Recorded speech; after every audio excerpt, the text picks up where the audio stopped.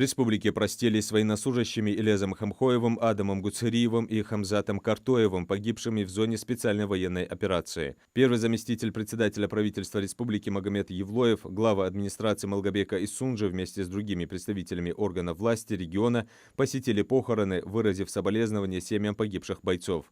По поручению главы Ингушетии Махмуда Али Калиматова семьям погибших оказана материальная помощь. Магомед Евлоев заверил родных и близких погибших военнослужащих, что руководством республики будет оказана всесторонняя помощь и поддержка. Правительство России планирует создать 13 образовательно-производственных кластеров в ряде регионов страны, в том числе в Ингушетии. Распоряжение о выделении на эти цели 1 миллиарда рублей подписал премьер-министр России Михаил Мишустин. Главная цель таких кластеров – подготовка квалифицированных специалистов в рамках проекта «Профессионалитет», который входит в состав нового нацпроекта «Молодежь и дети». Обеспечить расширение федерального проекта «Профессионалитет» правительству поручил президент России Владимир Путин по итогам встречи с победителями и призерами финала чемпионата по профессиональному мастерству «Профессионал» и их экспертами-наставниками в декабре 2023 года.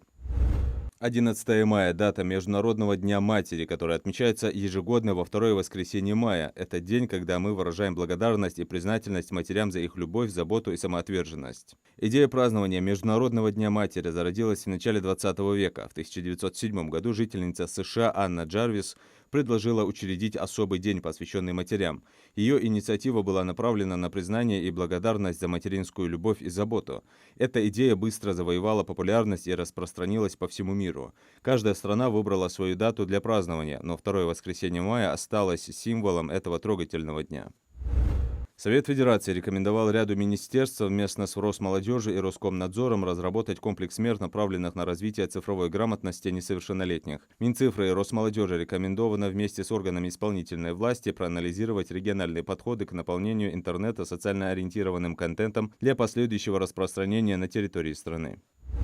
В России вводятся новые правила для переводов без открытия банковского счета. С 30 мая максимальная сумма таких переводов при упрощенной идентификации будет составлять 100 тысяч рублей. Это представляет собой пятикратное увеличение по сравнению с действующим лимитом в 15 тысяч рублей. По сумме выше для выполнения перевода необходима будет полная идентификация личности. По словам доцента РЭУ имени Плеханова Марии Ермиловой, данное изменение направлено на борьбу с отмыванием доходов, полученных преступным путем, и соответствует международным финансовым требованиям.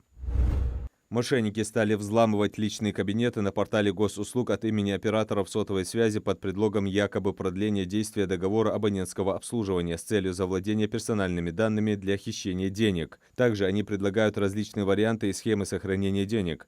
Так, мошенники просят сообщить код из СМС-сообщения, предназначенный для подтверждения авторизации на сайте, что позволяет им в дальнейшем получить доступ к личному кабинету пользователя и размещенной на госуслугах персональной информации, а также создает возможность оформления кредитов.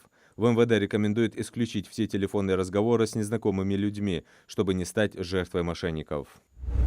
Братья Абдулла и Якуб Томовы завоевали золотую и серебряную медали на чемпионате Франции по вольной борьбе среди взрослых. Абдулла Томов стал победителем чемпионата в весовой категории до 74 килограммов.